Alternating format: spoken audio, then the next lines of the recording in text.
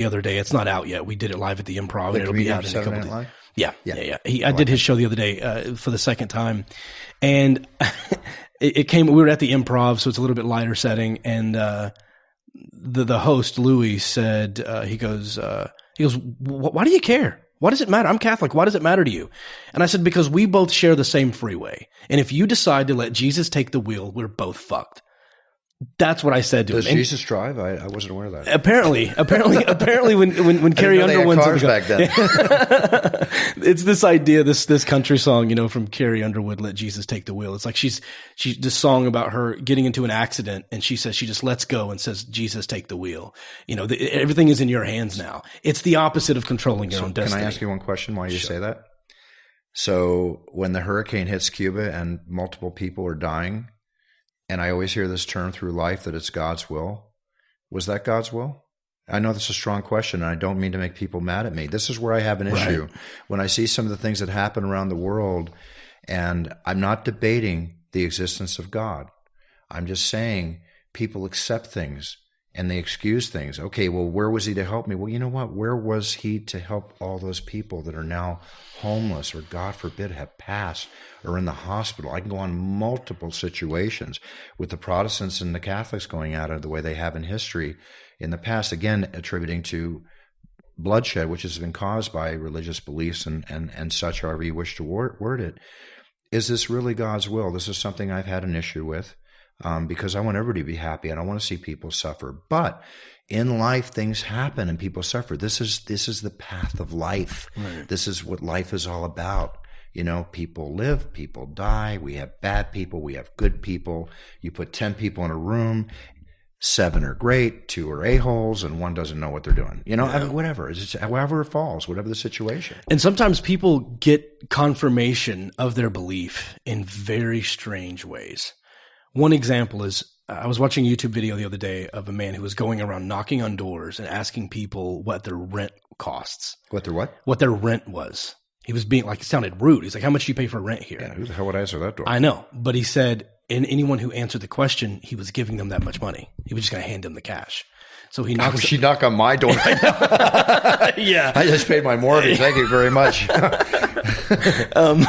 He knocks on this guy's door in this trailer house in this low income neighborhood, and he asks the guy how much his rent was, and he says $1,300, and he goes okay, and he grabs this envelope and he goes, here's $1,300, and he just hands him the cash, and the guy was almost in tears, obviously, and was like, I just lost my job, I didn't know how I was going to make rent this month, and he goes, and you know what?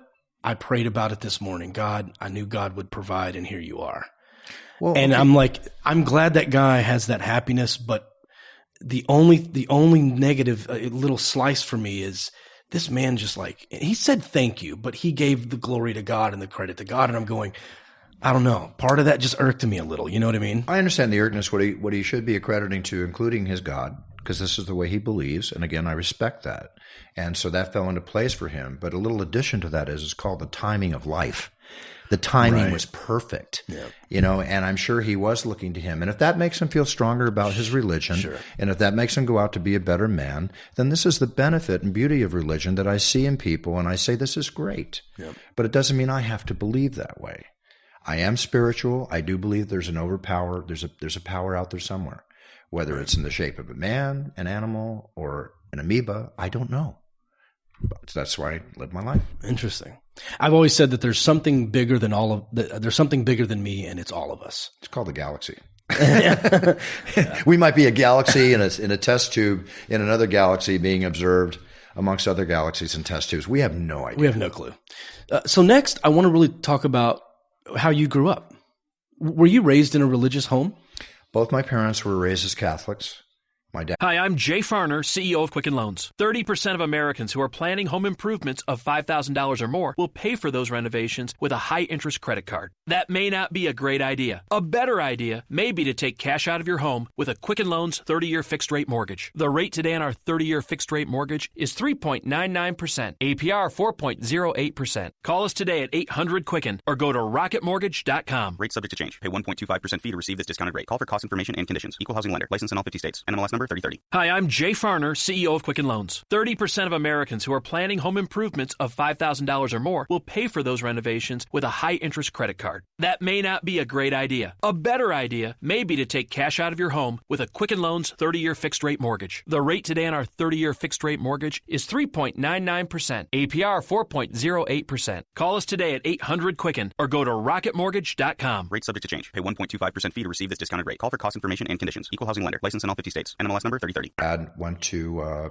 a Catholic school, and he was kicked out of Catholic school in high school because a priest was slapping around one of his friends, and he reacted and punched the priest, and he went down had an accident, fell down as a result. And the father came to the school, and he backed up his son, for defending his friend who was being assaulted. I mean, when you're being slapped like that, that's an assault. Sure. And my dad never went back to high school. And as a result, he did not practice the Catholic religion after that. And my dad never graduated high school, never graduated college, and went on to become a senior VP for Fortune 500 companies, including an accomplished writer of screenplays and books. Oh, that sounds familiar, Bruce. Yeah, and a major entrepreneur who taught me everything I know that I put into action for myself, because it all starts at home, and it all starts the way we're raised. But to answer your question, no. I will tell you that when I walk into a church in my travels to Europe and my travels around the country, going into the great churches in New York and London and Germany that I've been to and many, many other places, I get this sense of peace when I'm in a church. It is a beautiful, beautiful place to be. And it holds so much spirituality based on the religion at hand that's being held in that church, of which, again, for the umpteenth time, I truly respect. And I feed off that power. If they find power from it, I'll feed off their power, but I will still ultimately make my own decisions. It's interesting that you say that. I love being in churches. Incredible. It's beautiful. I am an outspoken atheist, and I love being in churches. One of my favorite things to do is to travel to churches, have talks with pastors, preachers, maybe even a debate, a one-on-one discussion. But I love being in the churches. I think it's fun, and I also get that sense of peace. Mm-hmm. I'm going to say something now that most of my listeners might roll their eyes at, which is fine. They do that probably several times a show. But I do a lot of stand-up comedy. Yes. And I love stand-up comedy. Yeah, I know. That was one of the things we really clicked on.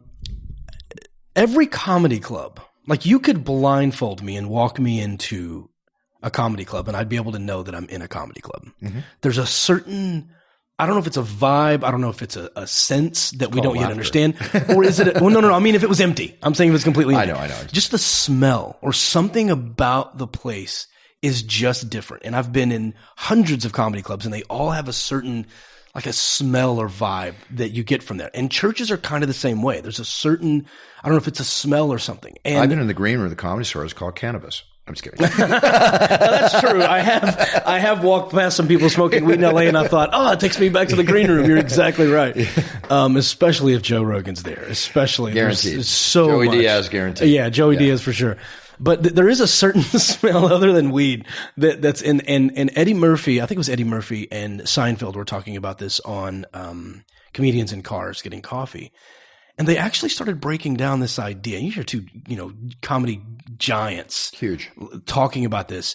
There's something there. They're like, something about the amount of laughter that has been let out. That there's got to be some pheromones or some sort of something, just hundreds of thousands of hours of laughter. There's something. I don't know if it's a spirit. I'm not a spiritual person, but some smell, some actual chemical, some actual something. Well, think of all the DNA that's been spat or walked into that place over the years. I mean, there's residue everywhere. It's right. When I say spiritual, what I mean is just basically it's the ambiance of the room, is the feeling. You realize that the greatest comedians in the world have been at the Comedy Store. I've been going there since 1976 when it opened. I've seen everybody. Yeah. Anybody has appeared at the Comedy Store. Yeah. So use the term ghost, use the term spirits, use the term whatever, get religious about it, whatever. Bottom line, it's there. Yeah. Churches are kind of the same way for me. You could blindfold me and walk me into a random building, and if you tell me, is this a church or a comedy club, I would definitely be able to tell you. And I can, just those two examples alone, I can feel the feeling of each, and I agree with you. Yeah, there's something there. So maybe the amount of, I don't know, happiness or joy or some sort of endorphins people are releasing while they're in a church, there's something peaceful about being in them. Now, some people who were brought up and abused in the church may be triggered by walking into this type of place, right? You know, you'd mentioned abuse, and this is one of my other issues with the church, which is obviously very strongly rampant with the Catholic Church, especially with all the stories that have come out in the news, not just over the past couple of years, but for many years. But now it's coming out to a major forefront, and this is very disturbing. And I think with respect to that, we get down to an issue that humans have natural wants and needs, you know, whether it's food, sex, sleep. These are natural wants and needs. Maslow's hierarchy of needs. Are you familiar with Maslow? Pardon me? There's Maslow's hierarchy of needs. There's a whole pyramid where he talks about exactly No, what I didn't, you're but I'll talking check about. on that. Yeah, there's actual scientific evidence to back up exactly what you're saying. So when you prevent someone or you prohibit someone from experiencing and living the natural needs of life, it can create issues.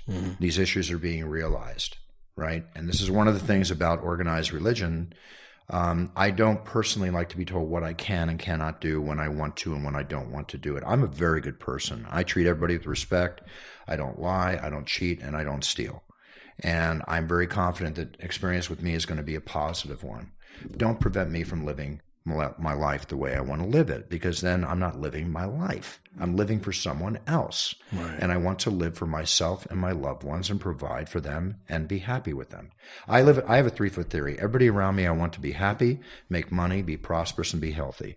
I think about that first before myself, because it will all come back to me in spades, you know?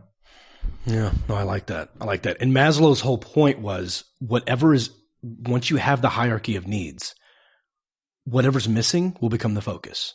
Meaning, if you have intimacy and sex and love and belonging and the physiological needs, and you have food and water, but you have no security or shelter, you become hyper-focused, almost obsessed to find that shelter, right? Which is why we have issues when someone, like, say, grows up in a Christian home that is anti-LGBT, and they start telling the kid, if you're gay, you're broken, God hates you. Well, they have security, they have food, they have all of these things, that all of the basic needs, but they are drastically missing that physiological need of belonging, that physiological need of self-love and intimacy with someone else. So that becomes the focus, which is why the suicide rates in the LGBT community are through the roof. It's right? Horrible. It's just, you know, whenever you have to hold yourself inside about who you are and what you are, and we've seen this over the years, the torture these individuals go through, just even taking a Bruce Jenner, probably the torture that he went through being a great athlete and everything he provided us, entertainment and patriotism as a result and everything else that came into this country from his performances.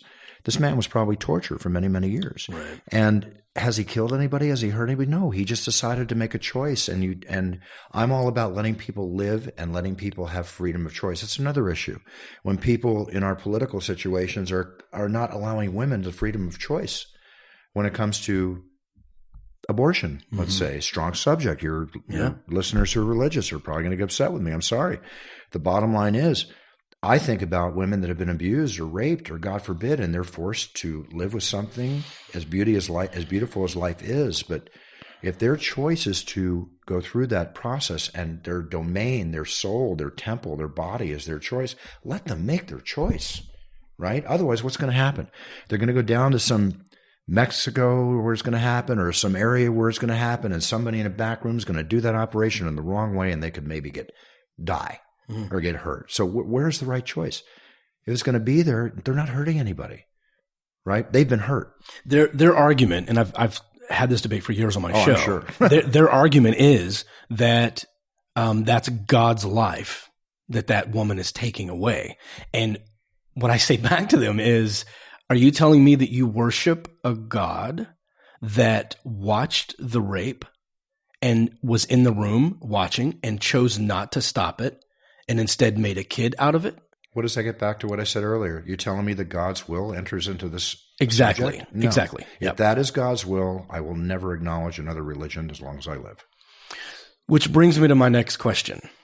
Being the celebrity that you are, I actually hate that word, but it's okay. But it's true, Bruce. I know you hate it, but it's true because a lot of people love you. So much with the social media and the Instagram, people that want to be relevant there, and there's no talent there. It's just like number of followers for doing shite. You're right. In this day and age, shit makes people popular, and it drives me friggin' crazy. Okay? You're right. And I've learned to like just not go crazy and let it just happen, because it's just getting worse. We live in a decaying society of morality, and it's just, call me old fashioned, call me whatever, but I've been in this life for 62 years, and I just feel that